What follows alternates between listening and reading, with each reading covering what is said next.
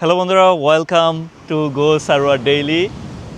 দেখুন, এখানে একটা পরীর সন্ধান পেয়েছি চীনের সমুদ্রের মধ্যে। আর এখানে দেখুন পাহাড় এবং হচ্ছে সমুদ্রের কি দারুণ এক কম্বিনেশন। এই কম্বিনেশনের মধ্যে আমরা কিন্তু বেশ ভালো এনজয় করছি, কারণ হচ্ছে এখানে এরকমভাবেই ড্রেস পরে আসে।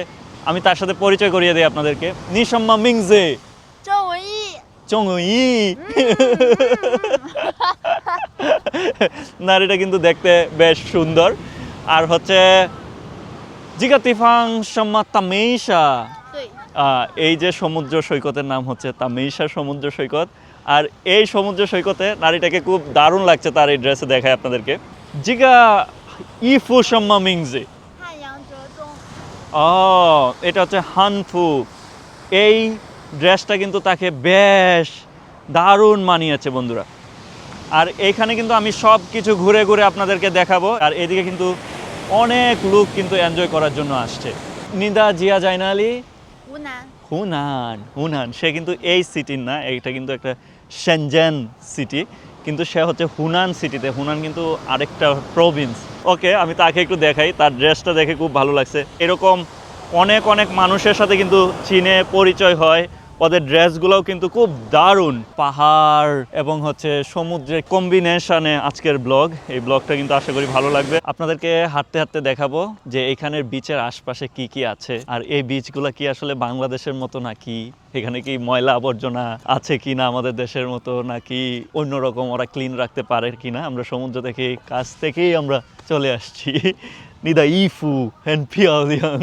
thank you。 ও হচ্ছে সম্পূর্ণ অপরিচিত এক মেয়ে এখানে, কিন্তু সুন্দর ড্রেস পরছে তো, আর ইউনিভার্সিটিতে পড়ে। তার জন্যই বললাম যে আমাকে একটু গাইডলাইন দেওয়ার জন্য, ইংলিশ পারে যেহেতু হালকা করে। সো আমাকে গাইড দিয়ে বলতেছে যে চলো। আর ওরা বিদেশি ফ্রেন্ডদেরকে অনেক পছন্দ করে, আর বাংলাদেশি বললে তো আরও পছন্দ করে। এর জন্যই হচ্ছে যে ওর সাথে ঘুরতে ঘুরতে এই বিচের এরিয়াগুলো আমরা দেখছি একসাথে। এই যে দেখুন, এখানে কিন্তু অনেক কিছুই আছে, বিচটাও অনেক সুন্দর। তারপরে আপনাদেরকে যদি দেখাই, এদিকে কিছু স্টোর আছে, তারপর ময়লা ফালানোর জন্য অনেক সুন্দর জিনিসপত্র কিন্তু আছে। তারপর আপনারা আরও দেখুন, এখানে দিক নির্দেশনা দেওয়ার জন্য কিন্তু জিজ্ঞাসাম্মা মিংজি। 这个是路标， ও ও আমাকে বলল যে এইটা হচ্ছে যে এখানকার দিক নির্দেশনা। এখানে আপনি যদি যে কোনো জায়গায় যাইতে হয় তাহলে ওই দিক নির্দেশনা দিয়েই কিন্তু যেতে হবে। আর এখানে সুন্দর আরও বেশ কিছু জমকালো এলিমেন্ট আছে বা জিনিসপত্র আছে যেগুলো খুবই দারুণ। এই যে আমরা কিন্তু সামনের দিকে এগোচ্ছি, এখানে কত কত টুরিস্টরা কিন্তু আসছে বিভিন্ন দেশ থেকে। এখানে সামনে একটা স্টোর আছে, আমরা গিয়ে স্টোরটা হচ্ছে একটু দেখব এখানে কি আছে স্টোরের মধ্যে।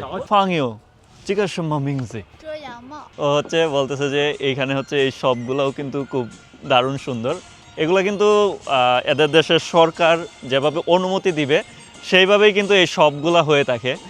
আর আমাদের দেশে তো মন যেভাবে চায় মানুষ সেভাবেই সাজাইতে থাকে। এখানে কত সুন্দর, কোনো ময়লা আবর্জনা কোনো কিছুই নাই। ময়লার জন্য কত দারুণ ব্যবস্থা রাখা আছে। স্টোরগুলোর আশপাশে কোনো ময়লা আবর্জনা নাই, পাহাড় পর্বত সব কিছুই কিন্তু অসাধারণ একটা ভাইব দিচ্ছে। খুবই দারুণ, খুবই দারুণ। এখন আমি পাহাড়ের কাছে যাব এবং আমার ফ্রেন্ড তাকে হচ্ছে যে একটা জায়গায় রেখে যাব। তার ড্রেসটা দেখুন, আমি কিন্তু এটাই দেখানোর চেষ্টা করছি। এই সমুদ্রের কাছেই পিরামিডের মতো একটা দারুণ জায়গা আছে, এখানে কিন্তু আমরা চলে আসলাম। এখন ঘুরে ঘুরে আপনাদেরকে পিরামিড দেখাবো। এখানে কত সুন্দর চিত্রাঙ্কন, এভরিথিং কিন্তু খুবই সুন্দর লাগছে। এখানে কিন্তু অনেক দারুণ দারুণ কিছু আছে, যেমন এই পাথর দিয়ে তৈরি করা কিছু মানুষের স্থাপনা। দেখুন এখানে যেটা আছে এটাও কিন্তু খুব দারুণ সুন্দর। আমরা সামনের দিকে হাঁটবো, হেঁটে হেঁটে আমার ফ্রেন্ড আর আমি দুজনে কিন্তু দারুণ আরেকটা দেখাবো। এখানে যে স্থাপনা দেখতেছেন, এরা হচ্ছে এই সমুদ্রের মধ্যে যারা কাজ করে তাদের কিন্তু এই স্থাপনার মাধ্যমে দেখানো হয়েছে। মূলত নাবিক, তারপর জেলে, এইরকম টাইপের মানুষগুলাকেই কিন্তু এখানে প্রমোট করা হয়েছে। আর সবচেয়ে মজার যে বিষয়টা হচ্ছে, এখানে দেখা যায় সবচেয়ে বড় একটা আছে, এখানে অনেক রকম চিত্রাঙ্কন করা হয়েছে, অনেক দারুণ কিছু অঙ্কিত করা হয়েছে। এই বিচটাও যেমন সুন্দর, আমার বান্ধবীও তেমন সুন্দর। Everything looking very beautiful. ও হচ্ছে কিছুক্ষণের ভিতরেই মেট্রো দিয়ে চলে যাবে। আমি হচ্ছে এদিকে আরও বেশ কিছু সুন্দর সুন্দর দৃশ্য আপনাদেরকে দেখানোর চেষ্টা করব। বাই বাই, জঙ্গরেন হ্যান হাও 拜拜。 বাবাই।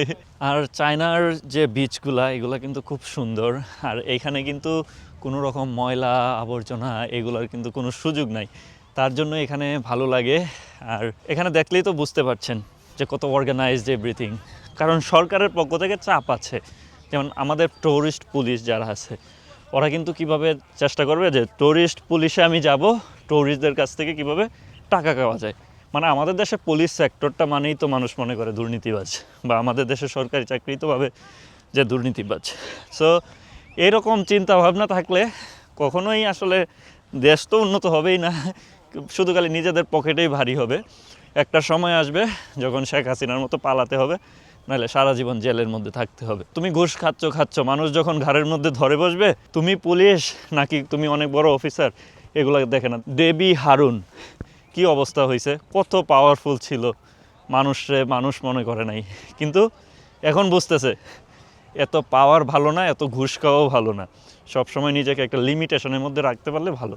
এই যে আমি দেখাই কত সুন্দর, এখানে কত দারুণ সব কিছুই, কত সুন্দর। আর এখানকার মানুষগুলোর মন মানসিকতাও কিন্তু খুবই সুন্দর। দেখুন একজন মানুষ বৃদ্ধ, হ্যালো নিহাও, বৃদ্ধ মানুষরা কিন্তু একা একাই আসতেছে, তার জন্য ব্যবস্থা রাখছে, কত দারুণ ব্যবস্থা।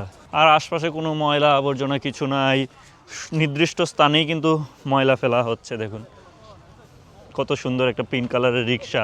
আর সন্ধ্যা হয়ে আসছে, আপনারা কি দেখতে পাচ্ছেন কিছু কিছু লাইট কিন্তু এখানে জ্বালায় দেওয়া হয়েছে। এই লাইটগুলো রাতে যখন জ্বলবে তখন কিন্তু অনেক সুন্দর লাগবে। আর আমরা মেট্রো স্টেশনের কাছেই চলে আসছি, আর এই মেট্রো স্টেশন বিচের একেবারে পাশে। উন্নত দেশ বানাইতে গেলে উন্নত চিন্তা করতে হবে, যেমন বিচের পাশেই একেবারে মেট্রো, এখান থেকে বের হয়েই কিন্তু এই যে এইদিকে বিচ, খুব দারুণ। বন্ধুরা, চাইনিজ এই পাহাড়ি অঞ্চলে স্ট্রিট ফুডের দোকান বা টুরিস্টদেরকে অ্যাট্রাক্ট করার জন্য কত দারুণ কিছু বানিয়ে রাখছে। এখানে কত কত স্ট্রিট ফুডের জন্য একেবারে একটা ঘরের মতো বানিয়ে রাখছে, এবং এগুলো কিন্তু চাকা আছে, চাইলেই দূরে নিয়ে যাওয়া যায়। ফলের জুস আপনারা খাইতে চাইলে এখান থেকে আপনাদের ফলের জুস একেবারে অর্গানিক ওয়েতে পাবেন। তারপরে এদিকে দেখুন চাইনিজ অনেক খাবার দাবার আছে। তারপরে এখানে দেখুন কত দারুণ খাবার, হ্যালো নিহাও। এখানেও অনেক প্লেস আছে যে জায়গাটাতে হচ্ছে শুধু আপনি চাইনিজ যে স্ট্রিট ফুড আছে এগুলো কিন্তু আপনি খেতে পারবেন। এই সব কিছুই অসাধারণ সুন্দর। আপনাদেরকে আরেকটু ঘুরিয়ে দেখাই। ও এই যে দেখেন এখানে একজন মুসলমান পেলাম, উনি কি আসলেই মুসলমান নাকি, মাথায় টুপি আছে। সন্ধি, হ্যালো আসসালামু আলাইকুম। Nishi Muslim? Wow, mashallah. Oshi Mangjalago ren.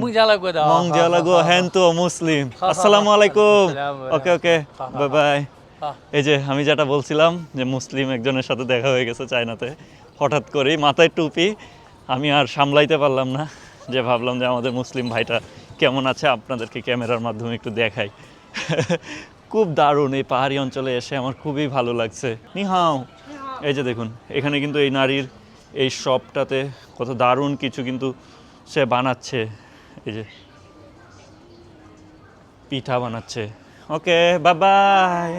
এখানে এরকম দারুণ দারুণ সবগুলা কিন্তু সন্ধ্যার দিকে আসলে খুব ভালো লাগে। আমি এখানে প্রায় 3-4 দিনের মতো থাকবো, থেকে নিজেও এনজয় করব এবং আপনাদেরকেও দেখাবো এই জায়গাটা কত দারুণ সুন্দর, অসাধারণ। আর এখানে বিচ এবং হিল দুইটা একসাথে থাকার কারণে চায়নার অনেক দূর দূরান্ত থেকে মানুষ কিন্তু এখানে আসে। এই যে আমাদের সাফায়েত ভাই এই জায়গাটাতে আপনার কেমন লাগলো বলেন তো? সন্ধ্যার টাইমটা আসলে আপনি কেমন অনুভব করছেন? জায়গাটা নিঃসন্দেহে অসাধারণ একটা জায়গা, কত সুন্দর, কত সাজানো গোছানো একেবারে।